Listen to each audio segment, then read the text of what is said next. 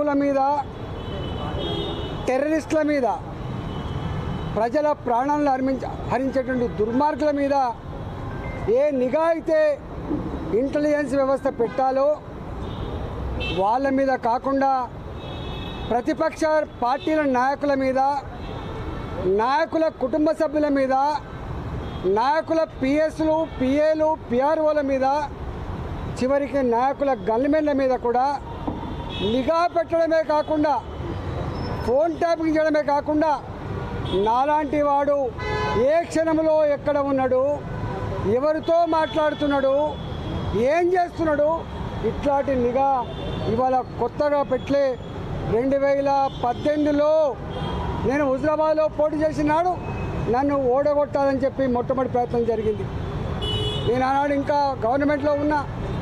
2021లో Huzurabad by elections వస్తే 6 నెలల కాలం పాటు అక్కడ ఎన్నికల ప్రచారం జరిగితే పొద్దున్న సాయంత్రం నేను ఏ కార్యకర్తతో మాట్లాడుతున్నా, ఏ ప్రజలతో మాట్లాడుతున్నా, ఏం మాట్లాడుతున్నా ఇవన్నీ కూడా ట్యాప్ చేసి రాత్రి కల్లా వాళ్ళ ఇళ్ళలో పోయి, బిడ్డ నువ్వు ఈటల రాజేందర్తో మాట్లాడినావు, ఇది మాట్లాడినావు, నువ్వు ఆయనకు కనుక సపోర్ట్ చేస్తే ఇగో నీకు నష్టం ఇది జరుగుతుంది, లేకపోతే నీకు ఇగో ప్రలోభ పెడతా అని చెప్పి డబ్బుల ఆశ చూపి, పదవుల ఆశ చూపి, అధికారంతో బెదిరించి ఇవాళ ఓడగొట్టేటువంటి దుర్మార్గమైన ప్రయత్నం చేసినట్టుగా ఇవాళ వందల ఎవిడెన్సెస్ ఇవాళ ఇక్కడ చూపించడం జరిగింది.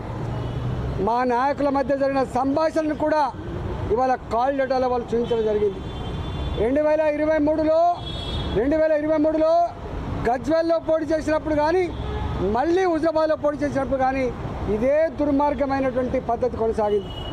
మేము మునుగోడులో బై ఎలక్షన్స్ వచ్చినాడు ప్రతి క్షణం మేము ఎక్కడ పడుకున్నాం, ఎక్కడ తింటున్నాం, ఎవరితో మాట్లాడుతున్నాం, ఏం చెప్తున్నాం, ఇవన్నీ కూడా అంటే కేవలం దమ్ము లేనివాడు, ధైర్యం లేనివాడు, డైరెక్ట్గా యుద్ధం చేసేటువంటి సత్తా లేనివాడు ఇట్లాంటి దుర్మార్గాలు కొనిగడతాడు.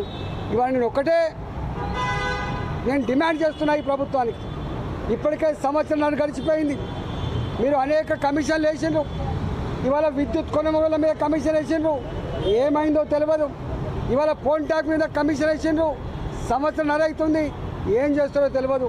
ఇవాళ కాళేశ్వరం మీద కమిటీ వేసిండ్రు, ఇంతవరకు రిపోర్ట్ రాలే. నాకు అనిపిస్తుంది ప్రభుత్వానికి నిజాయితీ ఉందా లేదా. ఇవాళ బీఆర్ఎస్, బీజేపీ ఒకటని చెప్పి మాట్లాడేటువంటి రేవంత్ రెడ్డి గారు సమాధానం చెప్పవలసింది. ఇవాళ మీరు కనుక బీఆర్ఎస్, కాంగ్రెస్ పార్టీ కనుక లోపాయికారు ఒప్పందం లేకపోతే, లాలుచి పడకపోతే ఎందుకు తూతూ మంత్రంగా, ఎందుకు నత్త నడక